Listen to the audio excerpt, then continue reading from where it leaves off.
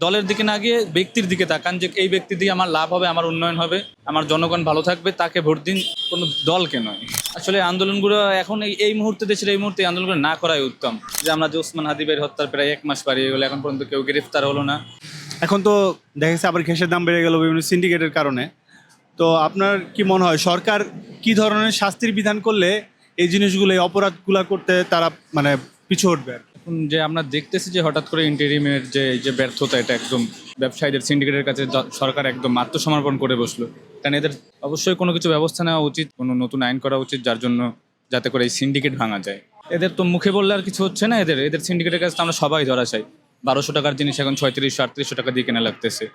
তো আমরা মনে করি যে সরকারের যে কোনো ধরনের একটা পদক্ষেপ নেওয়া উচিত, কঠোর পদক্ষেপ নেওয়া উচিত এই গ্যাস সিন্ডিকেট থেকে বাঁচার জন্য, জনগণকে রক্ষা করার জন্য।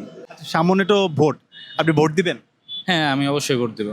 আচ্ছা, এবার ভোটে কিন্তু আপনার সাধারণ ভোটের বাইরেও হ্যাঁ ভোট না ভোট আছে। আপনারা কোন ভোটের পক্ষে আছেন, হ্যাঁ ভোট নাকি না ভোট? এখন এটা হচ্ছে যে সরকার থেকেই তো প্রচারণা করা হচ্ছে যে হ্যাঁ ভোট দেওয়ার জন্য, ঠিক আছে। এখন তো এটা আমার মনে করেন এখন একটা দল ছিল যারা না ভোটের পক্ষে ছিল, তাদেরকেও এখন দেখা যাচ্ছে তারাও হ্যাঁ ভোটের পক্ষে। এখানে তো আর বলার মতো কিছু নেই, এই ভোটটা বাতিল করে দিলেও হয়। নতুন সরকার, আপনার কি ধরনের সরকার দেখতে যাচ্ছেন বাংলাদেশে? না, আসলে যারা জনগণের কথা চিন্তা করবে, আমাদের দুঃখের কথা ভাববে। এই যে ব্যবসা বাণিজ্যের যে এখন একটা অবস্থা, হঠাৎ করেই খুবই বাজে অবস্থা। তো এই অবস্থা যারা কাটিয়ে তুলতে পারবে।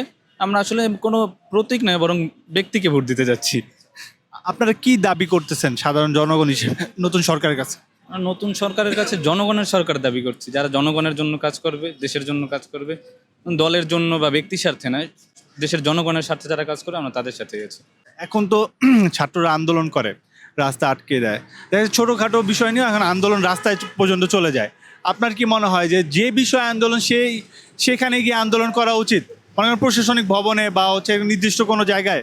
কারণ এটা জনদুর্ভোগ হয়। এটা হচ্ছে আগে আমাদের উচিত যে যেই প্রশাসন, তাদের কাছে একটা লিখিত দাবি দেওয়া যে আমাদের এইটা দাবি আছে, আপনারা পূরণ করতে পারবেন কিনা।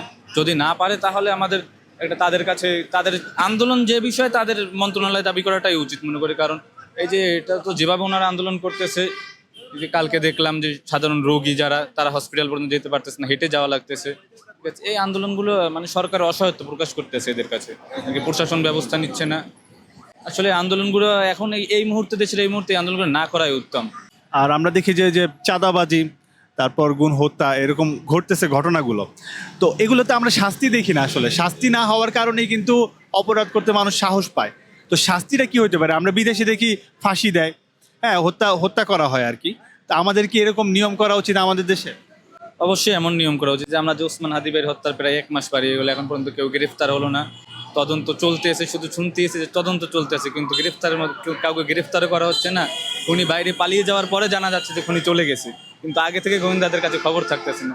এইসব নিয়ম থেকে আমাদের বের হয়ে আসা উচিত, দৃষ্টান্তমূলক শাস্তি দেখানো উচিত, যাতে অপরাধীরা ভয় পায় অপরাধ করার জন্য।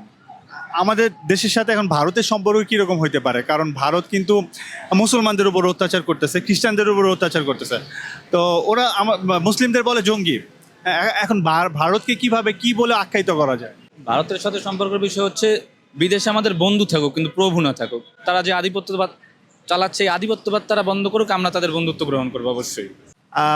আমি লাস্ট একটা প্রশ্ন করি, সেটা হচ্ছে আপনি সাধারণ জনগণের উদ্দেশ্যে আপনি কি মেসেজ দিতে চান?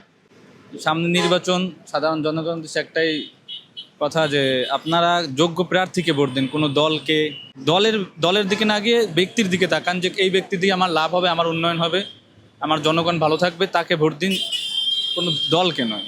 এইটুকুই আমার চাওয়া।